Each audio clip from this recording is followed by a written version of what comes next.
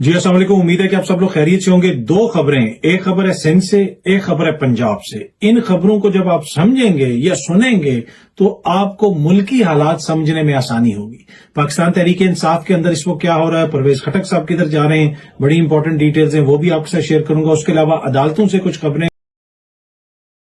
اس کے اوپر بھی روشنی ڈالیں گے، اور اس کے علاوہ کچھ مزید چیزیں کوشش ہوگی کہ ان کے اوپر بھی بات کی جائے۔ اچھا، پہلی چیز جو میں آپ سے شیئر کرنا چاہتا ہوں وہ بڑی امپورٹنٹ ہے۔ یہ سامنے آپ پرویز خٹک صاحب کی تصویر دیکھ رہے ہیں۔ پرویز خٹک صاحب کہتے ہیں کہ جی تحریک انصاف چھوڑنے والوں سے میرا کوئی رابطہ نہیں ہے۔ گزشتہ روز ایک میٹنگ ہوئی تھی، آپ کو یاد ہے، فواد چودھری صاحب اور دیگر دو جو معزز سیاستدان ہیں وہ گئے تھے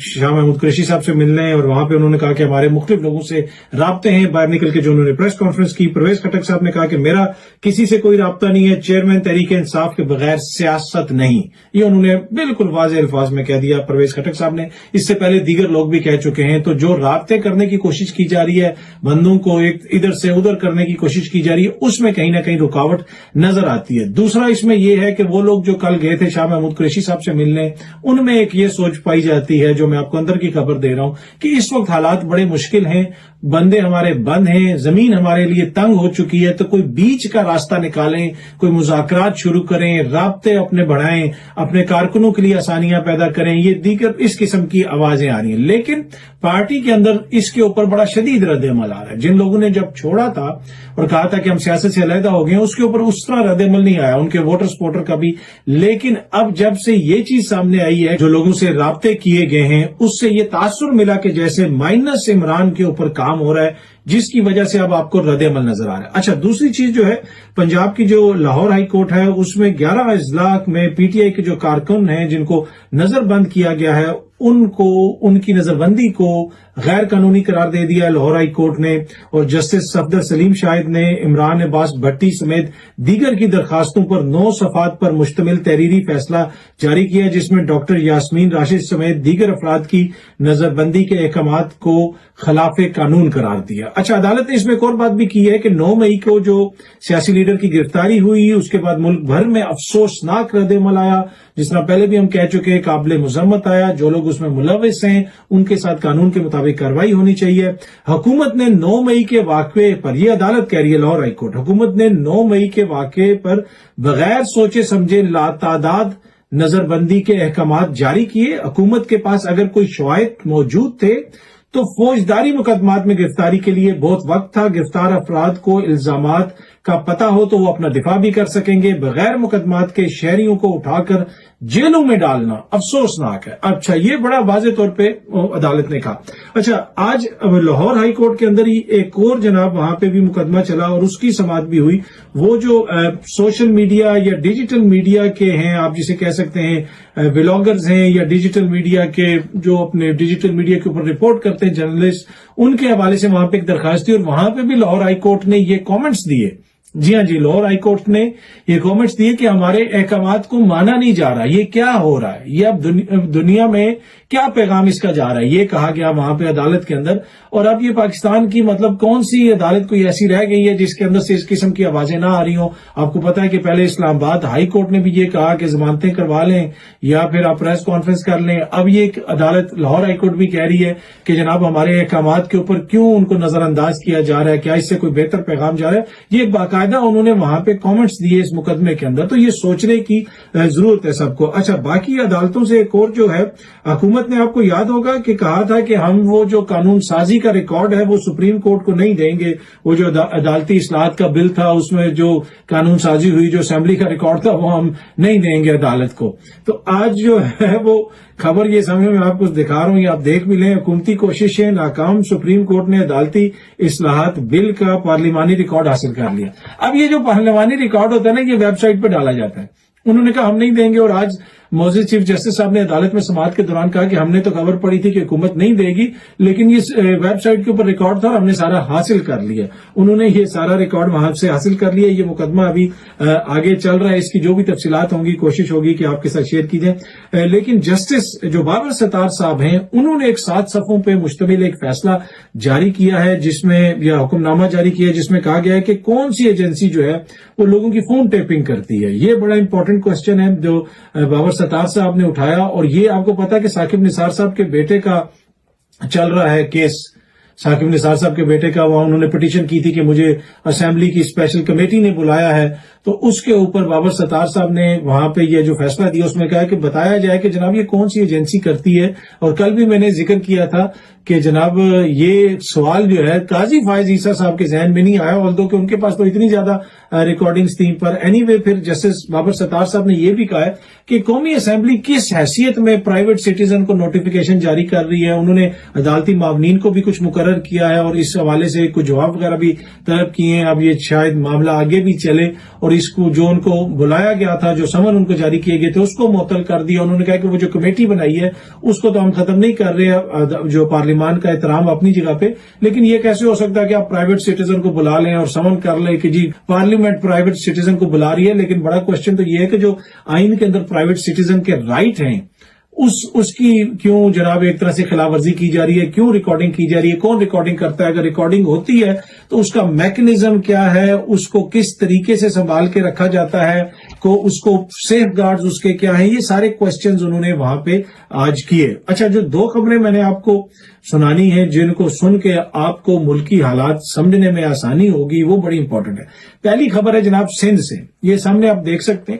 گورنمنٹ کالج نواب شاہ جو ہے وہ یہ کہہ رہے ہیں کہ جس کینڈیڈیٹ نے پہلی پوزیشن حاصل کی وہ تو ہمارا اسٹوڈنٹ ہی نہیں ہے. اب ہوا یہ کیا کہ جو board of intermediate and secondary education ہے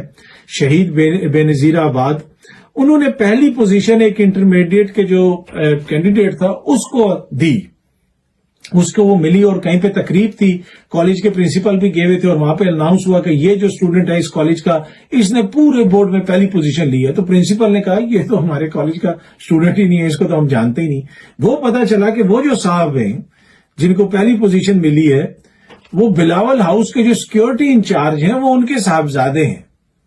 تو وہ اس کالج میں کبھی گئے ہی نہیں، پر ان کو نہ وہ ادھر انرول ہیں اور نہ مطلب پوری خبر دی نیوز میں چھپی ہوئی ہے. اور وہ اب اس کے اوپر پریشر ڈالا جا رہا ہے کالج کے اوپر کہ مانا جائے کہ یہ آپ کا اسٹوڈنٹ ہے. تو وہ پوری تقریب ہوئی، وہاں پہ جب ایوارڈ ملا انہوں نے کہا جی یہ بندہ کون ہے. پر امپورٹنٹ چیز یہ ہے کہ اس کے والد جو ہیں وہ بلاول ہاؤس کی سیکورٹی کے انچارج ہیں. یہ خبر آپ سمجھیں نا تو ملکی حالات کو سمجھنے میں آپ کو آسانی ہوگی. اور دوسری خبر جو میں آپ کے ساتھ شیئر کر رہا ہوں نا، یہ تو سندھ سے خبر آئی، اب پنجاب سے میں آپ کے ساتھ خبر شیئر کر رہا ہوں. یہ سامنے آپ خبر دیکھ سکتے ہیں، دوران ریمانڈ اعجاز چودھری سے پستول برآمد. جی ہاں جی، اعجاز چودھری کو جو پکڑا گیا تو ان سے دوران ریمانڈ پستول برآمد ہو گیا اور وہ کہہ رہے ہیں کہ جی وہ وہاں پہ جو احتجاج انہوں نے کیا وہ پستول لگا کے اعجاز چودھری گیا تھا. تو وہاں سے جو ہے وہ پستول پھر ان سے برآمد کر لیا گیا. اب اس کی تحقیقات آگے ہوں گی، اس کو فورینسک لیب میں بھجوا دیا گیا ہے، میڈیا اس کو رپورٹ کر رہا ہے، پولیس نے ان کو یہ بتایا ہے. تو یہ ہیں دو خبریں، یہ اعجاز چودھری سے پستول برآمد، ادھر جو بندہ جو ہے جس نے کبھی اس کالج کی شکل نہیں دیکھی پر ان کے والد جو ہیں وہ بلاول ہاؤس کے سیکورٹی انچارج ہیں، وہ پہلی پوزیشن پہ ہیں، ادھر پستول برآمد. تو یہ ان دو صوبوں سے آنے والی دو جو یہ خبریں ہیں، یہ اس وقت پاکستان کے اندر جو حالات ہیں، جو کچھ ہو رہی ہے، ایک نمبری ہو رہی ہے یا یہ ہو رہا ہے یا جو بھی ہو رہا ہے، اس کو سمجھنے میں آپ کو آسانی ہوگی کہ اس وقت چیزیں کس طرف جا رہی ہیں اور کیا کچھ ہو رہا ہے پاکستان کے اندر. اچھا، ایک اور چیز جو بی بی سی نے جناب انٹرویو کیا الطاف حسین صاحب کا. الطاف حسین صاحب نے کہا ہے کہ مجھے واپس آنے کی اجازت دی جائے تو کراچی میں سب سے زیادہ ووٹ حاصل کروں گا. انہوں نے بی بی سی کو یہ بتایا. تو بھائی آپ کو واپس آنے کی اجازت تو تب ہوگی کہ جب آپ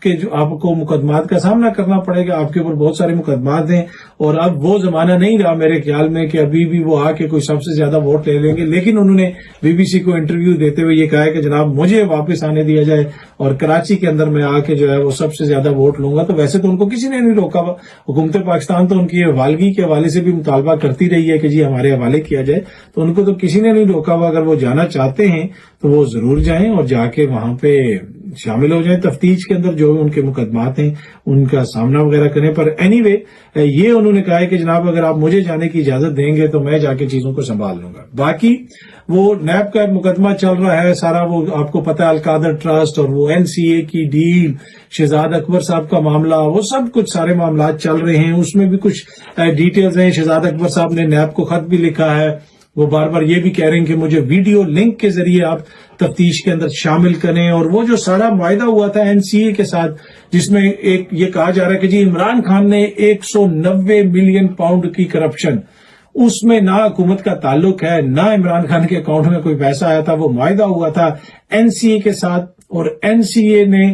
جو معاہدہ کیا تھا وہ ملک ریاض صاحب اور ان کی فیملیز کی کمپنیز کے ساتھ کیا تھا، پیسہ آیا تھا ڈائریکٹ سپریم کورٹ کے اکاؤنٹ میں، تو پر دیکھیں کس طرح ٹویسٹ دیا جا رہا ہے، اور اس کو رپورٹ بھی اس طرح کیا جا رہا ہے کہ 190 ملین پاؤنڈ کا مقدمہ، تو 190 ملین پاؤنڈ تو جناب وہ سپریم کورٹ کے اکاؤنٹ میں پڑا ہوا، پاکستان آیا تھا اور ملک ریاض صاحب کے اکاؤنٹ میں آیا تھا، اور جو وہ یہ کہتے ہیں نا کہ جی ڈیل ہوئی تھی کوئی، اور ڈیل وہ دکھائی گئی اور کانفیڈینشیلٹی تھی اور یہ تھا اور ایک بند لفافہ، بھائی وہ کوئی بند لفافہ نہیں تھا، وہ جناب وہ کیبنٹ کی کارروائی کا حصہ ہے، وہ جو کچھ بھی تھا وہ تو ابھی بھی حکومت کے پاس ہوگا۔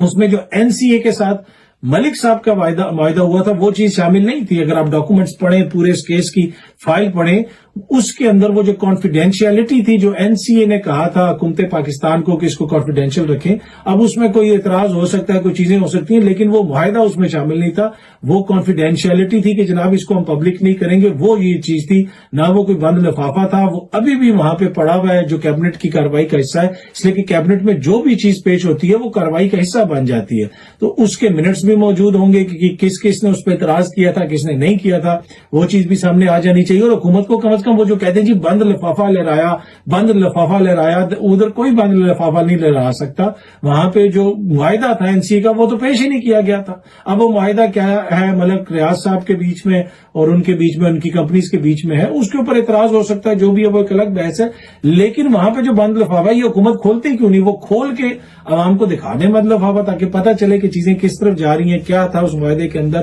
باقی وہ القادر ٹرسٹ جو ہے اس کو جوڑ دیا جاتا ہے جناب کہ وہ 190 ملین پاؤنڈ کی، نہیں جی 190 ملین پاؤنڈ جو ہے وہ پاکستان کے اکاؤنٹ میں آ چکا ہے سپریم کورٹ کے بینک اکاؤنٹ کے اندر۔ رجسٹرار سپریم کورٹ کو بلا لیں، آپ پوچھ لیں، اور حکومت پاکستان کو پتا ہے، حکومت پاکستان وہ کہہ دے کہ جناب اس اکاؤنٹ میں ٹرانسفر کر دیں۔ وہ تو آپ کو پتا ہے بیریا ٹاؤن جو سندھ میں بنا تھا، اور وہ کس طرح بنا تھا، سندھ میں بیریا ٹاؤن کو کس طرح زمینیں الاٹ ہوئی تھیں، وہ بڑی لمبی ایک سٹوری ہے، مختلف اس کے حوالے سے چیزیں رپورٹ ہوتی بھی رہی، تو وہ اس کی سول ایک سیٹلمنٹ تھی، اس کے اندر وہ پیسہ استعمال ہوا تھا، سپریم کورٹ کے اکاؤنٹ میں آیا تھا۔ اب وہ پوچھ لے حکومت کے آیا تھا کدھر گیا تھا، لیکن رپورٹ اس طرح کیا جا رہا ہے کہ جی عمران خان کی 190 ملین پاؤنڈ کی کرپشن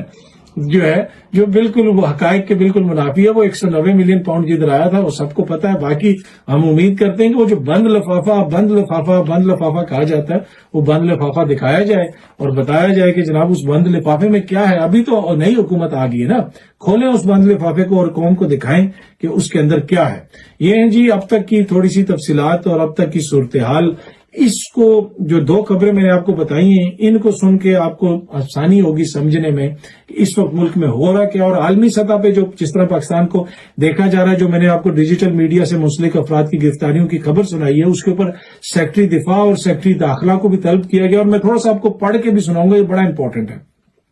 جسٹس انوار الحق پنو نے ریمارکس دی ہیں کہ یہ عدالتی احکامات کی حکم عدولی کر رہے ہیں